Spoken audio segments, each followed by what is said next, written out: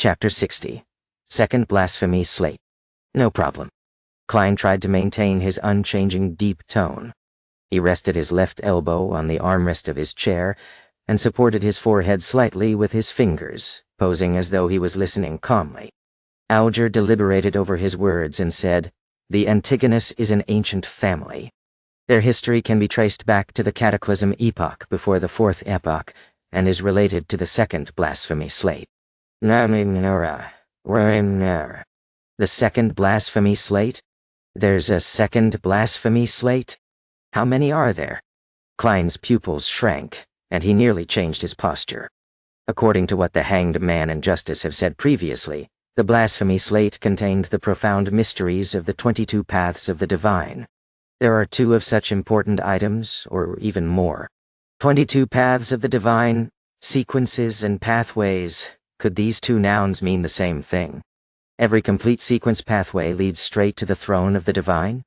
At that instant, the description of the Second Blasphemy Slate gave Klein numerous thoughts. He believed that if not for the thick, grayish-white fog concealing him, his emotional reaction would probably have been discovered by Miss Spectator. As for the words Cataclysm Epoch, he was no stranger to that term as a historian. It was the name of the Third Epoch. After his recent revision, Klein even knew that the Third Epoch was separated into 2 eras, the Glorious Era and the Cataclysm Era. A Second Blasphemy Slate? Audrey plainly revealed her ignorance on the matter. Before she calmed her emotions, she returned to her spectator state. Nice question. Klein secretly cheered for Miss Justice. It was a question inconvenient for him to ask as the fool. Alger stole a glance at the fool and noticed that his posture remained the same, nor did he make a sound. Hence, he thought and answered, the first Blasphemy Slate appeared in the Dark Epoch, which is the second epoch where we humans struggle to survive under the protection of gods.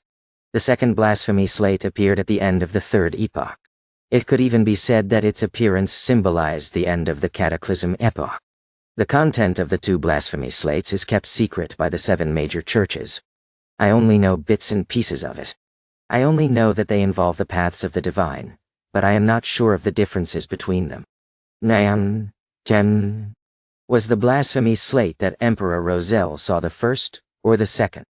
Audrey asked curiously. Upon hearing that, Klein recalled what Alger said about the potion names during the first gathering.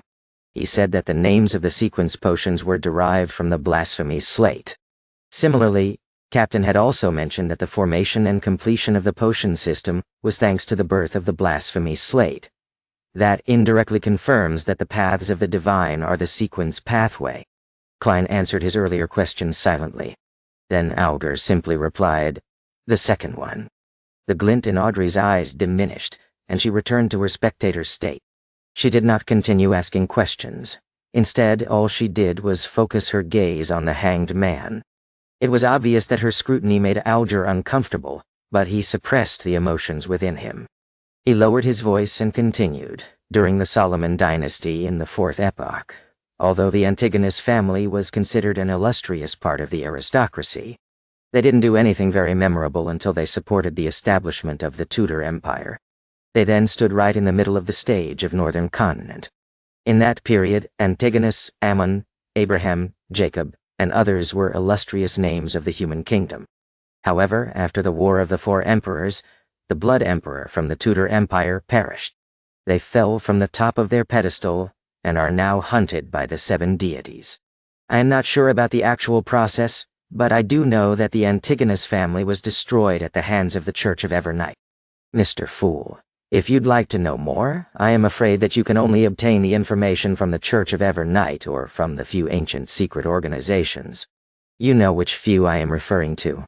I don't... Klein nodded while feeling bitter inside. Okay.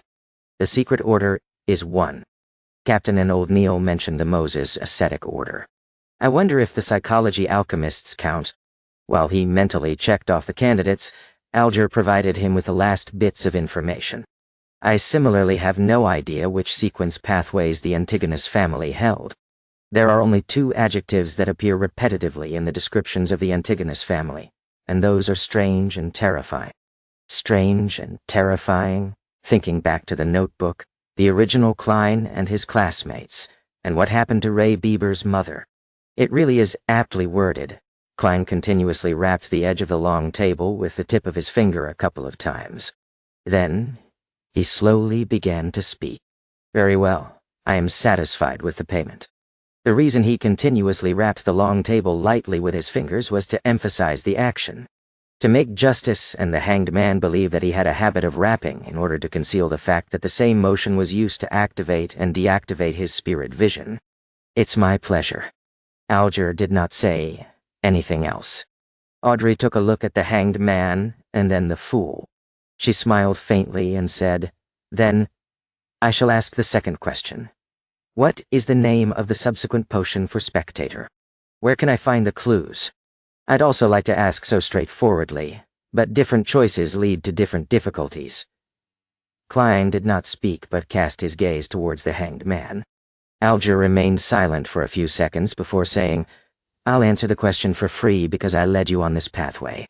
The subsequent sequence for Spectator is Sequence 8, Telepathist. The ancient name of Sequence 7 is Psychoanalyst, but is called Psychiatrist now.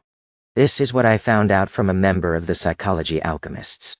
I think they should have quite a number of potion formulas for this pathway. Psychology Alchemists. Spirit Medium Daily was rather approving of their theory, but Captain thought of them as evil and crazy. Klein listened while in deep thought. "Do you know the whereabouts of that particular Psychology Alchemists member?" asked Audrey as her eyes beamed with joy. Be it telepathist or psychiatrist, both names appealed to her aesthetics. Alger gave a rare laugh. "I do. He's immersed in the seas around Sonia Island. I sank him with my own hands. If you would like to look for the Psychology Alchemists, I have to apologize since I severed the clues." He was not worried that Justice would find his identity through his description, because he did that on his own, out of the public eye. Sank. Audrey was at a loss how to reply or what expression to wear. She drew a deep breath, and suddenly failed to maintain her spectator's state. She asked bashfully, "The third question. If, and I'm saying if, a normal animal were to drink a Sequence 9 potion, what would happen?" "What kind of a question is that?" Klein tapped his glabella unnoticeably with his finger that was supporting his forehead. Very quickly, he saw the changes in color and noticed that Audrey's emotions had turned frantic, nervous, and a little ashamed. Could she have done something that stupid? Klein was astounded but didn't find it strange. After the past 2 gatherings, he was certain that Miss Justice was quite an airhead. The hanged man, Alger, was obviously dumbfounded as well. He took a while to reply. "Normal animals do not have the brains of humans. They wouldn't be able to learn cogitation in a timely manner. Therefore, it would most likely lead to immediate death or a breakdown into a monster. However, if they survive the initial ingestion of the potion, they should become an extraordinary creature. If the potion has the ability to enhance their intelligence, they can even become smarter." "Why? All right." Audrey breathed out a silent sigh and nodded while saying with a relaxed tone, "I have no other questions." Alger considered for a moment and did not mention matters regarding the Aurora Order or the Listener. Similarly, he shook his head and said, "Nor do I. I have something." Klein didn't change his posture but said with a smile, "It will require your cooperation." He had yet to turn off his spirit vision, and he immediately saw that the hanged man was showing signs of nervousness, while Miss Justice was too simple-minded to show fear or carefulness. Before they could reply, Klein comforted them. "Don't worry. It's trivial. If it succeeds, it will be beneficial to you, so I wouldn't be paying extra remuneration." "No, go ahead." Audrey instinctively entered the spectator state, but she couldn't see through the thick gray fog engulfing the fool. "As you will," Alger replied, steadying himself. Klein moved his fingers and smiled when he said, "Previously, I said that we would do some experiments to enable you to ask for a leave of absence. That way, you do not have to worry if you have to be somewhere inappropriate on a Monday afternoon." "No, that's our wish." Audrey loosened her tightly knitted eyebrows. Alger thought and said, "What do you need us to do?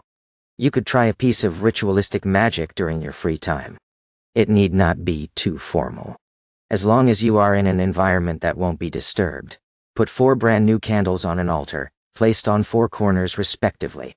It's best if they are candles with a sandalwood scent. Put a loaf of white bread near the candle on the top left corner, a bowl of fena potter noodles near the candle on the top right corner, paella by the candle on the bottom left corner, and a desi pie by the candle on the bottom right corner. Use a silver knife to make a sealed spiritual environment. Klein described his modified version of the luck enhancement ritual and taught Miss Justice how to create a spiritual environment. Meant for free. To be frank, as the ritual was targeted at himself, Klein believed that the former part, which was intended to attract the interest of an entity, could be omitted completely. However, he still worked hard to make the procedure seem important. Of course, it didn't comply with what old Neil taught about gods being second and oneself being third. Mix moon flowers, gold mint, slumber flowers, fingered citron, and rock rose together, then distill it.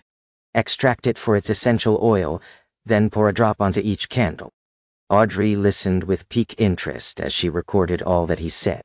When he was done, she asked, "What about the incantation?" "Mr. Fool, what's the corresponding incantation?" Alger stopped writing with the fountain pen in his hand as well. He turned his head to look at the fool. Klein, who was immersed in the gray fog, tapped the edge of the long table with his finger lightly and said calmly and monotonously in Hermes, "The fool that doesn't belong to this era. You are the mysterious ruler above the gray fog. You are the king of yellow and black who wields good luck."